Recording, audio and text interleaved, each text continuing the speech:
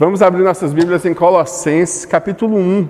Amém? Vamos ler. Pedimos a Deus que encha vocês com o conhecimento da sua vontade e com toda a sabedoria e compreensão do que o Espírito dá, de modo que vocês poderão viver como o Senhor quer fazer sempre o que agrade a Ele.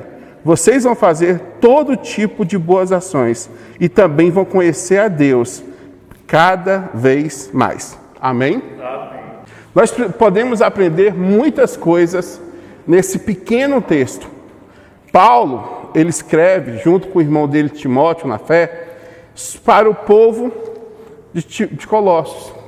E ele começa falando da graça de Deus, que eles já tiveram conhecimento da graça de Deus. E ele chega no versículo 9, e ele faz um pedido, que ele ora para que o povo de Colossenses conheçam, tenham todo o conhecimento da vontade de Deus para a vida deles. Esse é o grande ponto que eu quero chegar para vocês. O grande conhecimento da vontade de Deus para a minha vida, para a sua vida. Amém. Se eu chegasse para cada um de vocês e perguntasse, o que Deus quer que você faça? Ou você acha que Deus simplesmente fez você vir aqui nessa terra simplesmente para viver sem nenhum propósito?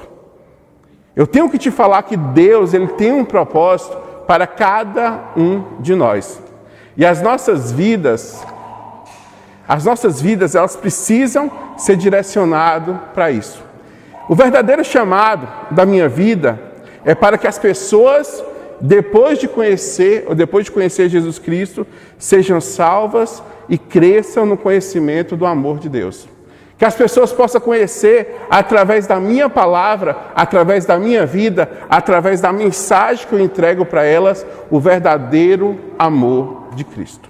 Amém. Se alguém perguntasse, Glauber, em que está baseado a sua vida para que as pessoas conheçam a Jesus cada dia mais, através do ensinamento que Deus me deu para entregar para elas? E para eu entregar esse conhecimento, eu preciso primeiramente saber o que Deus quer de mim. E eu não tenho como saber o que Deus quer de mim se eu não pergunto aquilo que Deus tem para mim. A oração é um meio de comunicação que Deus nos deu para a gente falar com Ele.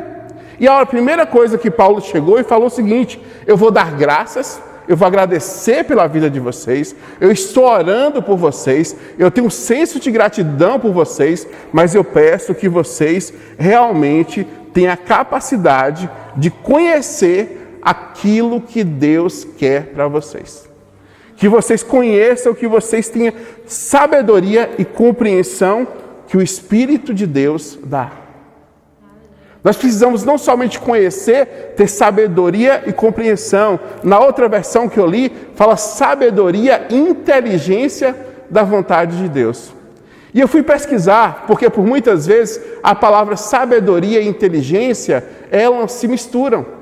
A gente acha que uma pessoa inteligente é uma pessoa sábia. E eu fui consultar algumas lembranças, algumas memórias que eu tive, e eu lembro de um pastor que falou uma vez que o sábio, ele passa por um caminho e aprende nesse caminho. E o inteligente, ele aprende sem necessariamente ter que passar pelo caminho.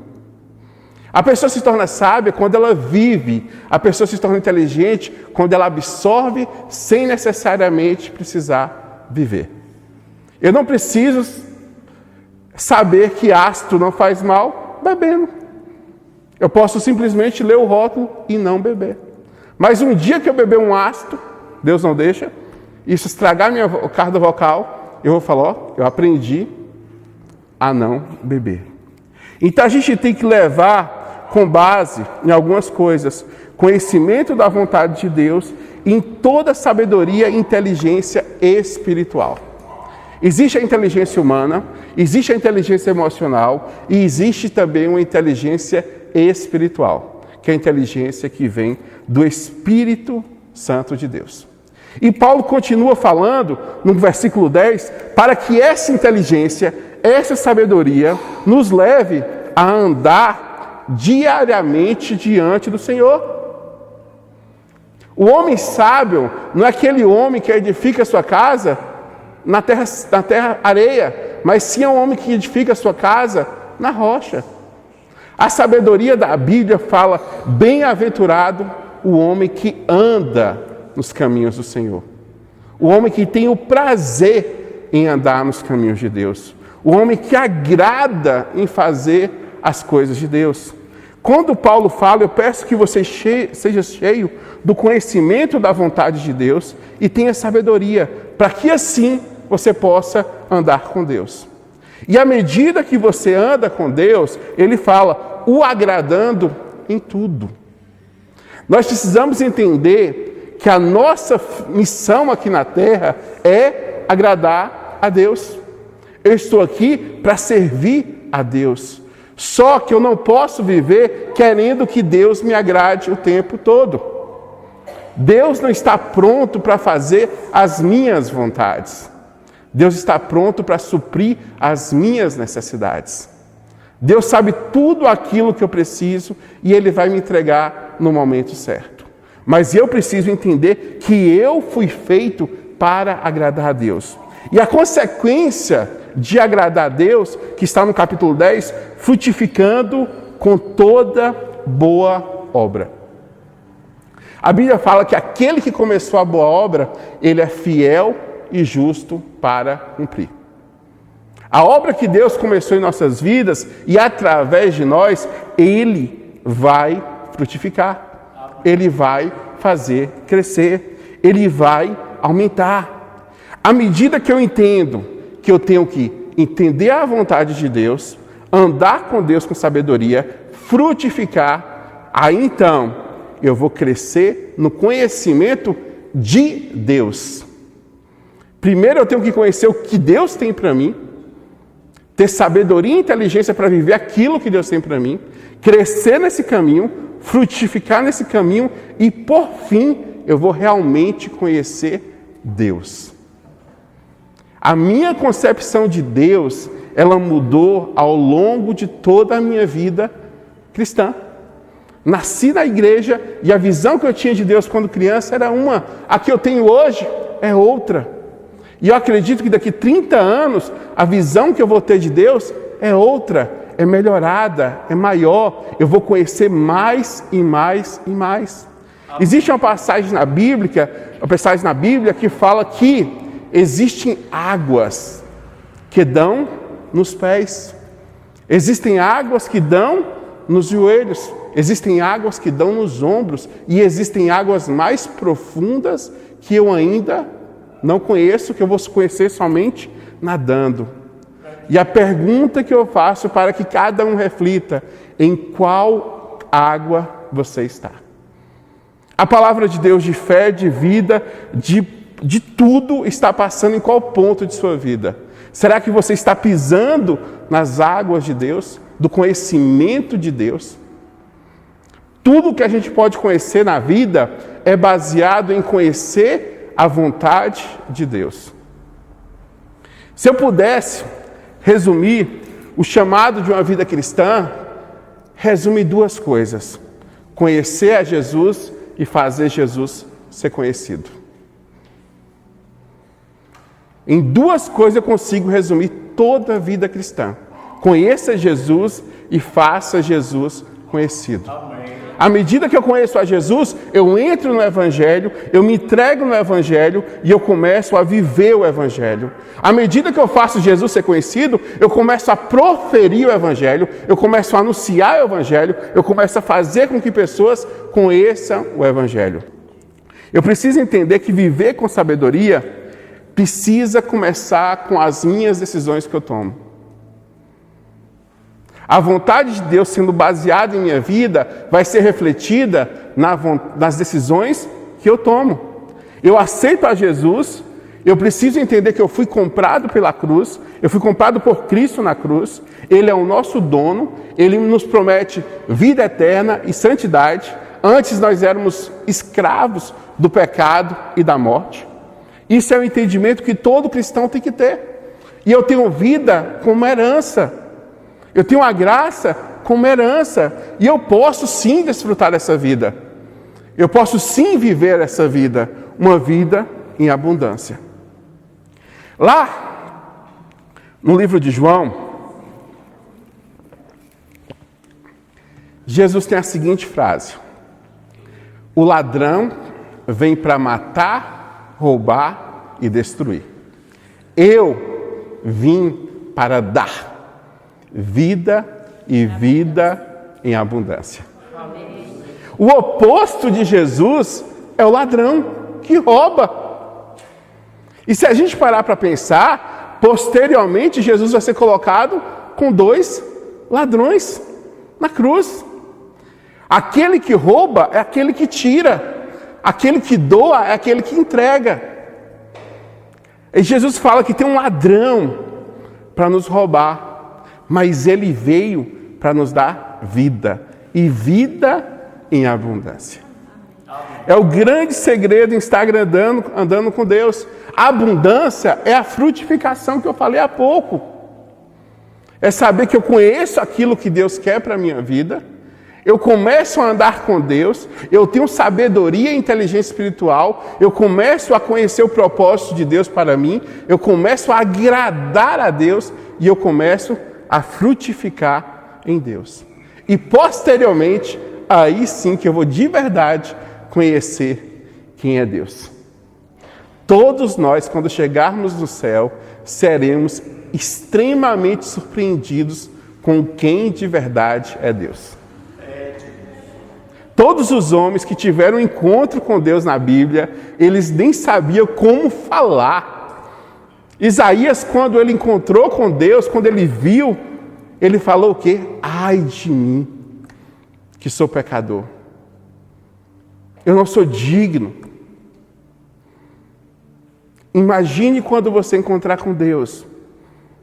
Você vai poder falar: Deus, eu conheci aqui na terra aquilo que o Senhor queria de mim. Muito obrigado por ter me colocado aqui na terra para fazer aquilo que o Senhor planejou para mim. Deus, Ele fez um propósito para cada um. Paulo, quando escreveu isso aqui, ele sempre tinha claro qual era o propósito dele. Todas as cartas de Paulo, ele fala: porque Jesus me chamou para pregar seu evangelho aos gentios. Estava bem claro aquilo que Deus queria dele. Paulo, quando chegar no céu, Jesus vai perguntar: o que você fez, Paulo? Você deu aula lá na escola dominical? Ele: não. Paulo, você cuidou das criancinhas? Não.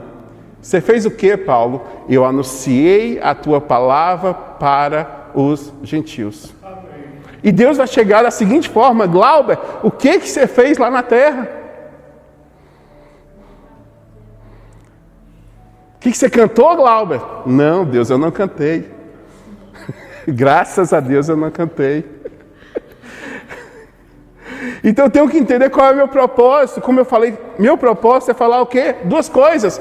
Conhecer a Jesus e fazer com que Jesus seja conhecido.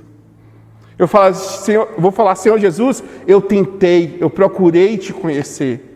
Senhor Jesus, eu fiz com que o seu nome fosse conhecido através da escola dominical, através da pregação do culto de terça, através das músicas, através do louvor, através da adoração, de várias formas.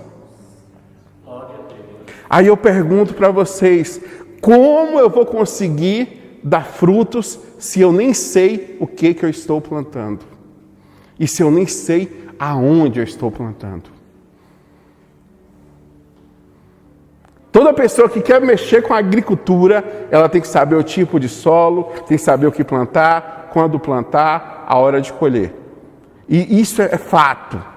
Toda pessoa que quer andar com Deus tem que entender de Bíblia, tem que entender de oração, tem que entender de jejum, tem que entender de obediência, tem que entender de fé, tem que entender de santidade. São palavras que precisam estar na boca do crente e na vida do crente o tempo todo. Não adianta eu achar que o fato de eu estar na igreja não me faz cristão. Entenda isso, o fato de eu estar na igreja não me faz cristão. Agora, o fato de eu estar em Cristo, aí sim me faz cristão. Jesus não veio, ele não morreu para que eu tivesse uma religião, para que eu pertencesse a uma igreja. Jesus veio para que eu tivesse vida e vida com abundância. A igreja faz parte disso? Faz. A religião faz parte disso? Faz. Os princípios bíblicos fazem parte disso? Faz. Mas acima de tudo, o amor de Deus, a graça de Deus, tudo isso se encaixa para que eu tenha essa vida e vida com abundância. É muito comum a gente parar e entender o seguinte: todos nós que estamos aqui passamos por duas etapas. Ou nós seremos libertos por Cristo Jesus, ou nós já fomos libertos por Cristo Jesus. Concorda comigo? Amém? Amém? Vocês podem falar assim: Glauber, eu estou na primeira etapa. Eu ainda não fui liberto por Cristo Jesus. Eu não conheço Cristo Jesus. Então é esse o momento que eu vou falar de Cristo Jesus para você. Cristo Jesus morreu, entregou sua vida para te dar a vida eterna. Agora você fala: Glauber, eu estou na segunda etapa. Eu já conheci Cristo Jesus e eu vivo com Ele. Aí eu te pergunto: você sabe que Cristo morreu e te deu a vida eterna? Você reconhece isso todos os dias? Faz parte da sua vida reconhecer todos os dias que Cristo morreu e me deu vida eterna? E eu preciso entender que Jesus, Ele veio para nos libertar do pecado, da morte, da escravidão. Mas Jesus também, Ele nos deixa livre. O fato de você aceitar Jesus não significa que amanhã Ele vai estar lá, te lembrando: você me aceitou, você tem que fazer isso aqui. Não, Deus te deixa livre. O Evangelho é a liberdade. Mas não significa que eu estou livre, eu posso fazer qualquer coisa. A liberdade que Deus nos dá é para que eu possa adorar em liberdade, viver em liberdade. A abundância é essa que Deus fala, é ter toda a liberdade de viver uma vida plena, andar dignamente diante do Senhor. Eu não tenho como andar digno diante de Deus se eu não conheço a vontade dEle. Então, para a gente poder pensar, eu tenho que começar como Paulo começou nessa carta. Paulo, falando que ele é: aos santos fiéis irmãos de Colosso, graça vos dou, e a parte de Deus nossos pais, que está em Senhor Jesus Cristo. Graça damos a Deus, Pai de nosso Senhor Jesus Cristo, orando sempre por vós. Paulo, ele chega para a gente e fala o seguinte: eu vou sempre dar graça a Deus pela vida de vocês. Eu vou sempre agradecer a Deus pela vida de vocês. Por quê? Porque ouvimos da vossa fé em Cristo. Paulo está falando para a igreja de Colossos: eu estou aqui escrevendo para vocês e eu sei que vocês têm a fé em Jesus Cristo e eu estou dando graças por isso. E eu também sei do amor que você tem por Cristo Jesus e também pelos santos. O que ele está falando? Eu estou vendo que aí existe uma igreja que está agradecendo a Deus, que está honrando a Deus, que está vivendo com Deus, está tendo amor para quem? Para com os outros irmãos. Por causa de quê? Por causa de uma esperança reservada para todos nós no céu. É incrível como ele conseguia falar de fé e esperança de um futuro que ainda não tinha chegado. E eu acho que nós devemos começar a elevar a nossa gratidão e o nosso amor, tanto pelo aquilo que Deus fez por nós, como aquilo que Deus está fazendo por nossos irmãos.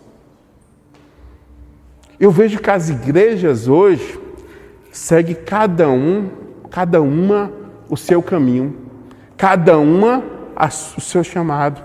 Mas eu queria que as igrejas hoje escrevessem uma para as outras falando: irmãos, eu estou agradecendo a Deus pelo aquilo que vocês estão fazendo. Eu estou orando para que vocês cresçam e cresçam mais ainda. Eu estou orando para que a vontade de Deus, o amor de Deus, encha as suas vidas. Essa é a verdadeira vontade de Deus. Porque quando a gente eleva o amor um com os outros, a gente aumenta também a força e a esperança. Porque nós não estamos sozinhos. Precisamos entender que se a igreja fecha, é menos do Evangelho de Deus que vai ser pregado em uma região. Precisamos entender que o Espírito Santo de Deus, ele não habita somente nesse espaço, ele habita também com os nossos irmãos. Nós precisamos aprender isso que é viver com inteligência. É aprender que eu preciso levar a esperança e o amor para falar de Deus para todos. Que o Evangelho de Deus, ele não pode ser somente meu, ele não pode ser somente da Igreja Presbiteriana Renovada, ele não pode ser somente de Vitória da Conquista. Ele precisa alcançar o mundo. Deus tem um chamado para cada um de nós. Eu preciso aprender quem eu sou em Cristo. Amém? Você precisa aprender quem você é em Cristo. E eu falo uma coisa para vocês. O que você chega diante do espelho e vê não é aquilo que você é em Cristo. Mas como assim, Glauber? Aquilo que você é em Cristo vai muito além daquilo que você pode ver no espelho. Aquilo que seu irmão olha para você e fala, não é aquilo que você pode ser em Cristo. Como vimos domingo, Samuel foi na casa de Jessé ungir um rei. E o próprio pai olhava para Davi, esse aí eu nem vou trazer para a sala, porque esse não tem um perfil de rei. O rei tem que ser alto, tem que ser aquilo outro. Samuel falou, não. Deus manda dizer que aquele que está lá, o que você não viu, Deus vê. Deus vê. Então eu preciso entender que Deus, nesse exato momento, Ele está me vendo diferente daquilo que eu me vejo. Eu estou depressivo, mas Deus está me vendo com alegria. Eu estou doente, mas Deus está me vendo curado. Eu estou fraco, mas Deus está me vendo forte. Eu estou animado, Deus está me vendo o quê? Com vontade e sede de pregar o Evangelho de Deus. Eu estou cansado e Deus está me dando forças para correr. Porque nós precisamos aprender que Jesus nos vê de forma diferente. Eu preciso entender que Jesus, Ele já me viu de forma diferente. Ele tem um plano para a minha vida, Ele tem um direcionamento para a minha vida, Ele tem um caminho para a minha vida. Eu preciso de sabedoria e inteligência para ter esse caminho, e a partir do momento que eu entendo o que Deus quer, tenho sabedoria, inteligência, ando agradando a Deus, eu começo a frutificar, aí então eu conheço de verdade quem Deus é. O caminho não é inverso. Você não vai conhecer a Deus sem conhecer os mandamentos de Deus, sem conhecer a vontade de Deus, sem conhecer o caminho que Deus tem para você e sem conhecer a sua experiência com Deus. A Bíblia, para quem não sabe ler, ela é apenas palavras e letras. A Bíblia, para quem lê e não acredita, ela é apenas um texto. Mas a Bíblia, para quem vive, ela é a palavra de Deus vivificada. É algo que transforma em vida. Ela é a palavra de Deus da criação, da nossa queda, da restituição com Cristo e de uma consumação que virá. Existe muito mais além que nós não conseguimos nem pensar e imaginar. E se eu tivesse que deixar uma palavra para vocês nessa noite, ande diariamente com o Senhor. Porque se você andar com Deus, Deus vai te mostrar qual é a vontade dEle para a sua vida. E você conhecendo a vontade dEle, e você agradando da vontade dEle, você vai frutificar e você vai conhecê-lo. E vai realizar a missão de conhecer Jesus e fazer com que Jesus, para que pessoas possam andar dignamente diante do Senhor, agradando-lhe em tudo, frutificando em toda boa obra e crescendo no conhecimento de Deus. Colossenses 1:10. Amém? Vamos colocar de pé e vamos falar com Deus. Senhor nosso Deus, Pai amado, para que possamos conhecer da Tua vontade, Senhor Jesus. Nós precisamos primeiramente conhecer a Ti, Deus. Nós precisamos saber que o Senhor é nosso Rei, o Senhor é nosso Redentor, o Senhor é o nosso Senhor, o Senhor é o nosso Salvador, Deus. Que possamos andar todos os dias buscando conhecer a Tua vontade para nossas vidas. Que possamos Te agradar, Deus. Que possamos ter sabedoria e inteligência espiritual, Deus. Que possamos diariamente, Deus, buscar frutificar em Ti, para que possamos ter o pleno conhecimento de Deus e levar esse conhecimento para as nações, Deus. Abençoa as nossas vidas, abençoa a nossa igreja e tudo aquilo que fizermos, que seja para a honra e glória do Teu santo nome. Amém.